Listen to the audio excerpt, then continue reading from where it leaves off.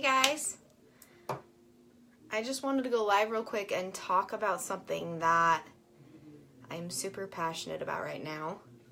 I just got out of the shower again, so you guys just, I guess, get to see me straight out of the shower every day, multiple times a day.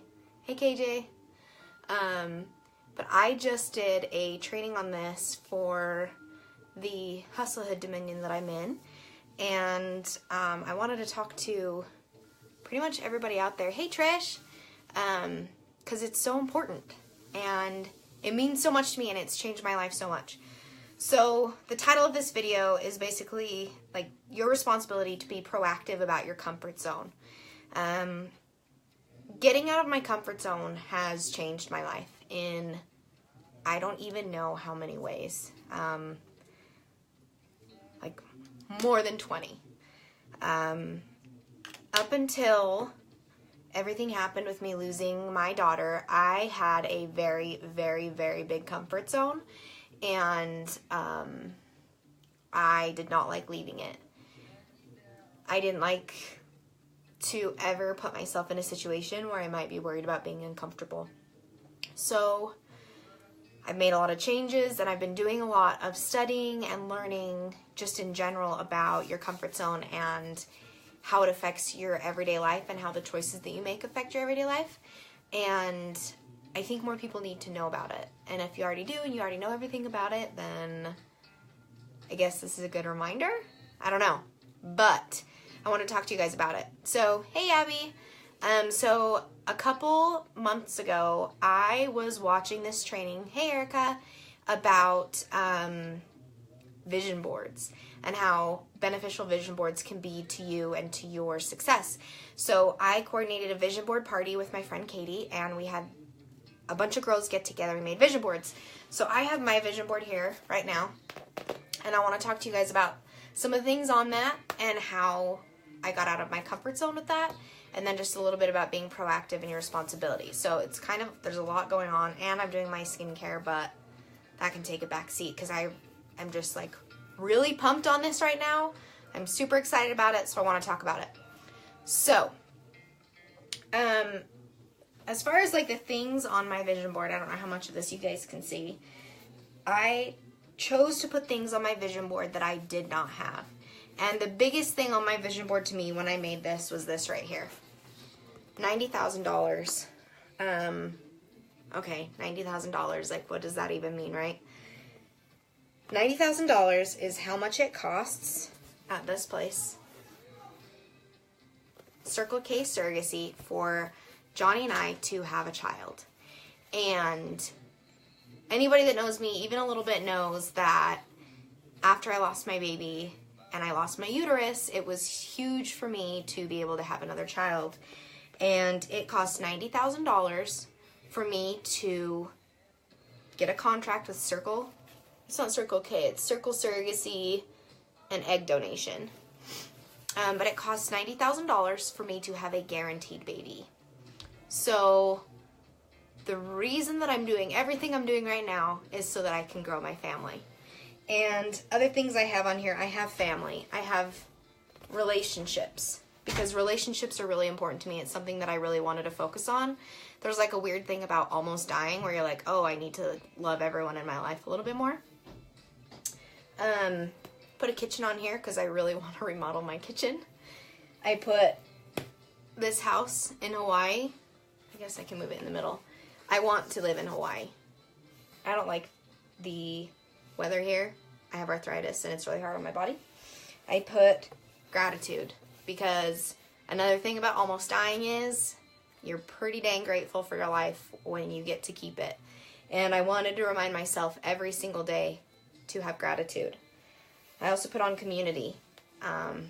Building a community around me and around other people that I care about has become extremely important to me as well. I want to make sure that I am always a happy, positive member of the community that I'm in, and I wanted to remember that. Put debt-free for obvious reasons, because nobody wants debt. I put opportunity because I have not given myself enough opportunities in life. And I've talked about this on other videos, but being a single mom for so long, I did not allow myself to have opportunities that I should have. And I have Molly Maid down here because I don't like cleaning my house and I want someone to come clean it for me. So, and then the Audi, which is going to be my Senna car when I earn my car in a couple months. So that's pretty much my vision board. Those are things that I'm focusing on and looking at every single day. And I won't achieve any of those things unless I get out of my comfort zone. So, don't mind me, I'm just making a mess. So I made sure that I would be proactive enough to get outside of my comfort zone. So one of the things that we hear a lot is you have the ability to respond how you choose. You get to choose how you respond to other people's reactions and treatment of you, right? All kinds of famous people, from Gandhi to Nelson Mandela to Abraham Lincoln, all those kinds of people, they chose how they responded to the people that were getting them down. And they were proactive about it. So it is our responsibility to choose how we respond, and we have the responsibility to make things happen as well. So if something happens to you that you don't like for instance, I lost a baby, it was my choice on how I was going to respond to that situation and what I was going to do about it.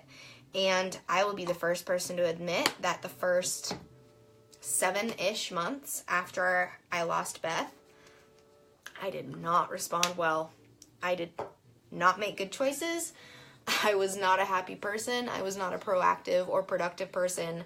I was pretty miserable, which is understandable. Like, I lost a child. That was huge. But at the same time, instead of focusing on my family and on the life that I was able to have, I was focusing on the things that I had lost, and I was allowing that whole situation to drag me down. And I was going nowhere.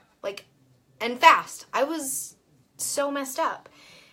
And then right after all of that happened, we bought a house, and then I got laid off from my job. And that was devastating. I'd been there for over 3 years. I loved it. I loved the people I was working with. I loved that I was in a steady job, right? What I thought was a steady job. And I didn't love what I was doing. I didn't love what I was paid. I didn't love a lot of things about it, but I loved that I had that security. You know, we all get those security blankets in our jobs when we've been there for a while, and you just count on it. And then that was gone. And I all of a sudden realized that I had to find something, and I had to do something about it, because just waiting around wasn't going to be enough for me. So at the beginning, I tried to blame my circumstances on my responses. I was unemployed for about a month while I was looking, and I basically tried to blame everybody but myself for why I was unemployed. And when I look back on it now, I really wish that I would have taken more initiative during that time period. Granted, I found an amazing job, and I love my company so much, and I've been promoted twice now at that company in the last year. Actually, I hit a year on May 15th. So obviously I'm doing something right, but I didn't take responsibility for any of that. And through this journey of self-discovery, I realized that I was so stuck in my comfort zone. So we get stuck there because we feel like we can adequately respond to our surroundings. If I'm at home with my family and my dogs, I kind of know what's going on. I know that I don't have to answer the door if someone knocks, and there's not going to be anything weird happening, right? But at the same time, how far can I really go, or how much can I really grow if I'm just sitting in my house not doing anything? So I got stuck, and I was comfortable, and that was good, but I wasn't growing, and I wasn't doing anything. And as I started to kind of get out there a little bit with a business venture that I tried last September, I realized that all of my personal progress, all of my wins, all of the things that I had been accomplishing happened when I was outside of that comfort zone, when I was attending events and going to things and making friends and doing things that weren't comfortable to me, because I don't like to put myself out there. I'm a very talkative person. I'm a very in your face kind of person. But when I was depressed and when I was going through all of that, I didn't want to put myself out there. I didn't feel worthy of it. I felt so pathetic. And when I started to realize that I had all these wins and that they were coming because I wasn't in my comfort zone, because I was growing and because I was pushing myself, I kind of became obsessed with never living in that comfort zone again. So that's what prompted me to do this. That's what prompted me to talk to my team and the Hustlehood Dominion about it, because it's something that I'm so extremely passionate about and that I honestly will never get over. So something that I've learned from the research that I've done, because I seriously study this, like I research this all the time. I know that sounds kind of stupid, but like I said, I'm passionate about it, so I've been researching it. So one thing that I have really discovered is that if we allow outside circumstances to make us fearful, whether that's putting ourselves out there to make a new friend or to ask a guy on a date, which obviously I don't do because I'm married, but putting ourselves out there in a situation we normally wouldn't, we become reactive. And progress takes proactivity, which obviously is the exact opposite. So regression, or being stagnant, staying exactly where you are, that's a reactive mindset, and that is so unhealthy. I've learned that reactive people are affected by their physical environment. I have notes down here, guys. Not only that, I have my skincare, so sorry. But reactive people are affected by their physical environment. So the weather, their coworkers, their family, their friends, the traffic, the people in front of them in line at the grocery store. They react to what is around them, and they don't allow themselves to be responsible for their actions. And proactive people, like I heard this the other day, and this is a great way of saying it, proactive people take their own weather with them. They do not let a rainy day affect them. They push forward, and they're value and goal-based, so it doesn't matter what else is going on around them. They keep pushing regardless of their surroundings. So another thing that I realized is that reactive people, me, 6 months ago, I was allowing my circumstances to determine my future. I wasn't taking charge of that and taking that on by myself. I was allowing outside influences to determine my future. And proactive people are still influenced by outside circumstances, right? Like, no matter what, if you lose a child or you lose your job or whatever happens, you're going to be affected by that. But I could have chosen to be responsible for my actions based on my goals, based on my values, based on what I wanted out of life. And from now on, that's all I'm going to do. I'm no longer going to allow the things that happen to me stop me from being proactive about my dreams and my goals and my plans. Just a couple examples besides my daughter, obviously, is of being proactive since I started on this journey is I used to hate what I saw in the mirror. I can't even tell you guys how much I hated myself. I looked in the mirror and all I could see was my scar, which is huge. And I saw this overweight, unhealthy, miserable, flabby, saggy, gross human. I didn't dress like I cared about myself. I didn't have the personal hygiene like I cared about myself. I was slobby. And it got to the point where my husband even told me that I was kind of a slob. And that obviously, that's going to destroy someone when they hear it. But when he said that to me, this light went off in my head, and I thought, yeah, I'm kind of a slob. I'm kind of gross right now. And that's not me. I wasn't raised to be that way. I've never thought of myself that way. And all of a sudden, I'm gross. And obviously, the easiest thing to fix when you look at the mirror is what's on the outside. So I joined a gym.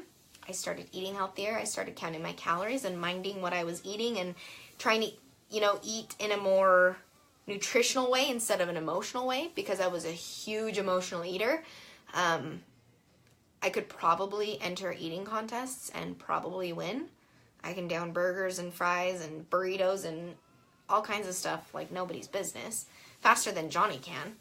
I could out-eat him any day of the week if I wanted to. I'm a very, very big emotional eater.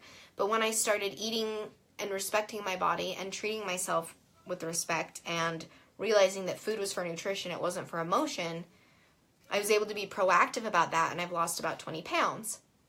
I still need to lose more weight till I get back to my ideal weight, but I'm not as concerned about it because I know I'm making everyday healthier choices.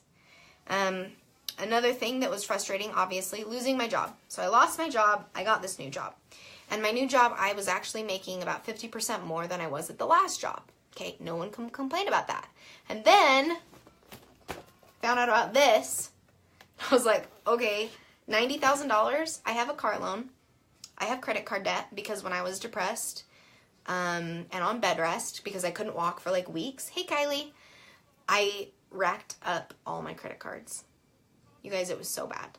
Literally, I think I spent about $10,000 on my credit cards in a matter of weeks because I was on bed rest. I couldn't work.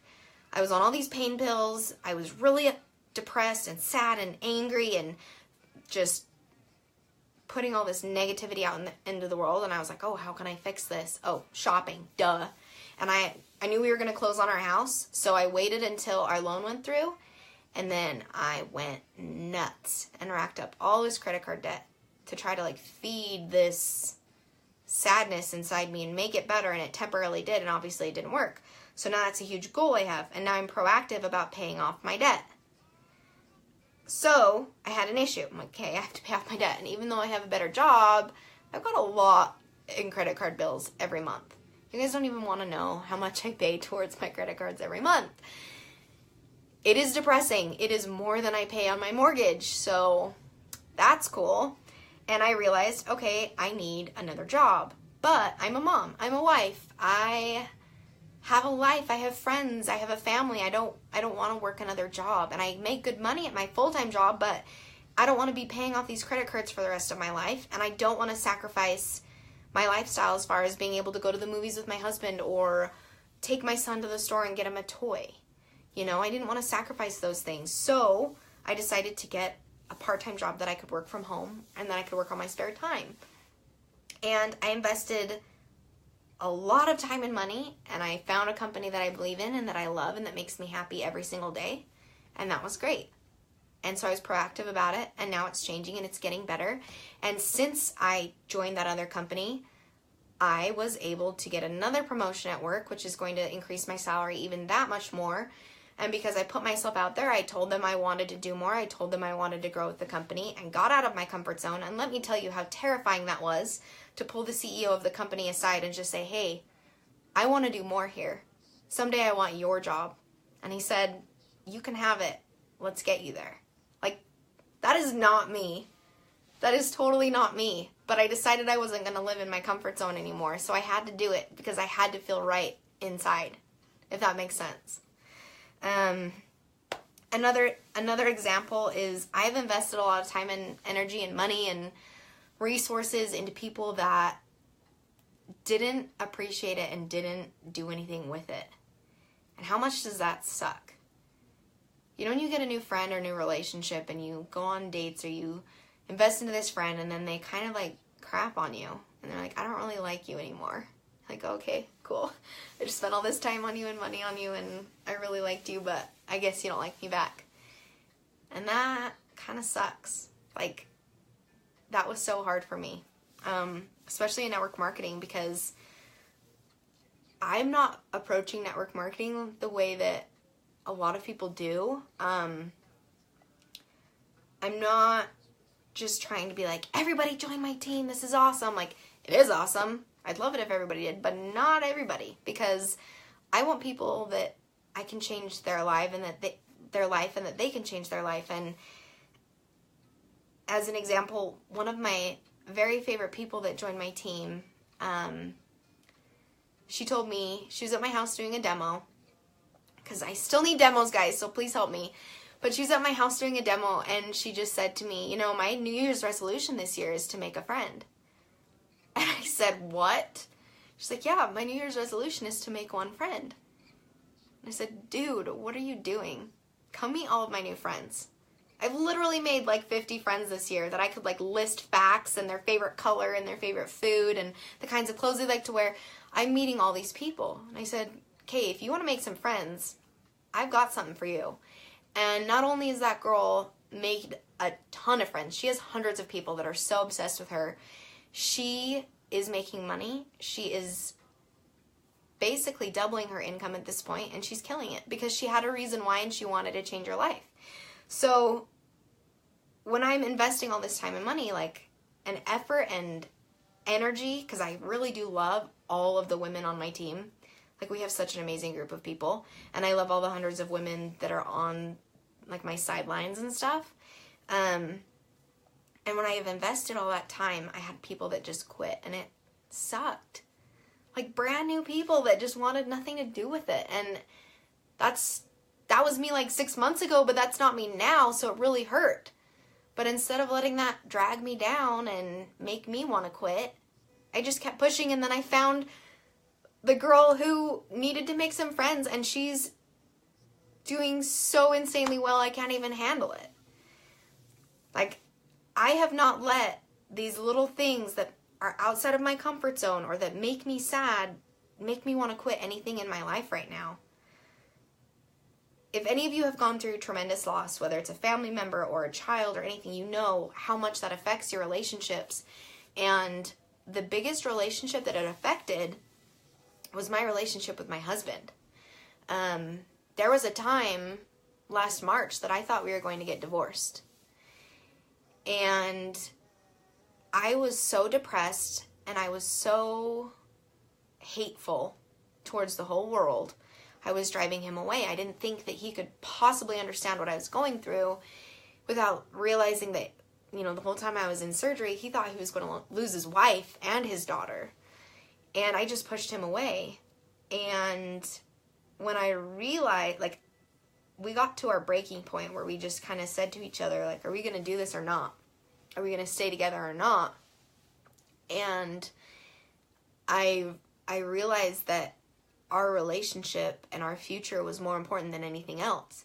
And even though it was easier for me and it was more comfortable for me to shut him out, to assume that he didn't want another kid, or assume that he didn't care about our daughter as much as I did, because that's how I felt, that's where I was, I had to soften my heart, open myself up, and get out of my comfort zone. Truly, that's what it was, and be open to how he felt.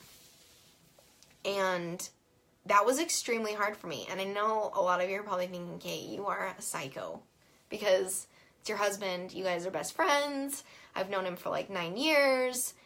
But it truly was the hardest part of all of that, was accepting his help, accepting his remorse and his love, and realizing that he was going through it with me, because it felt more comfortable to go through it by myself, because I didn't want to believe that he could go through it with me.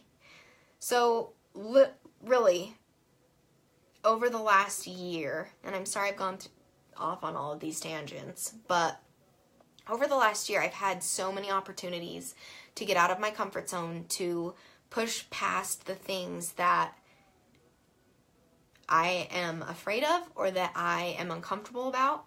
And every single time I've done it, I've had a really good outcome. Maybe it's not the outcome I thought I wanted. Maybe it's not the outcome I hoped for or whatever. But it's been pretty amazing, the changes that have happened in my life and the things that I'm able to do now and the people that I'm able to help, and just all around the changes. But something that I've kind of learned and something that I'm living by now is, hey mom, guys, my biological mom, Kim, is on right now and I love her so much. That's a whole other thing, but hi, I'm happy to see you. But as long as you're committed to positive, healthy, uplifting, sound values, you will always, always, always benefit from getting out of your comfort zone. Because you will be doing those things, you will be getting out of your comfort zone, you'll be pushing forward based on those values. I'm not saying you're a really nice person and it's out of your comfort zone to be a jerk, like, don't go do that. But if you're basing all of that off of something that you truly believe in, you will always succeed. You will always have an amazing experience because of it. And I'm literally living proof of that. I've seen that every single day in my life since I've started trying to live outside my comfort zone. So if there's one person that sees this today that feels stuck or feels trapped or feels like they're living in their comfort zone, like, this is for you. Because I promise you, it will be really hard. It will be really scary. Like this, for instance, is so, like, can you see how red my face is? I'm terrified right now. I would rather go in front of a crowd at the Super Bowl and talk to people about something I know nothing about than go live on Facebook and look at myself in my phone because I feel so stupid. But I have this message that I want to share with people, and I really, truly believe in it. And if that can help one person and that will help me get over this fear I have of looking at myself in my phone while I talk, then I'm going to do it. So if there's something that you've been wanting to do, if you've been wanting to run a marathon or make healthier food or get a new job or anything, literally anything in your life, if you want to change it, you need to do it because you'll thank yourself for it. I promise. It will make all the difference in your life if you're able to get out there, get over yourself, be proactive, be responsible for your reactions, and get out of your comfort zone. I truly, truly promise you it is the best thing I've ever done for myself. And I hope that I'm a good influence on my son and that he'll do the same thing because I know it'll make a big difference in his life. That's pretty much it. I'm so sorry for rambling this long. I'm a psycho. And I have a reminder popped up on my phone so I don't even know like if anybody's watching or how long I've been live. It's fine. Okay. I hope you guys all have a wonderful Wednesday and a wonderful weekend. And really, truly, even if it's one little thing today, try to do something out of your comfort zone because you deserve it. Okay? Okay. Love y'all. Bye.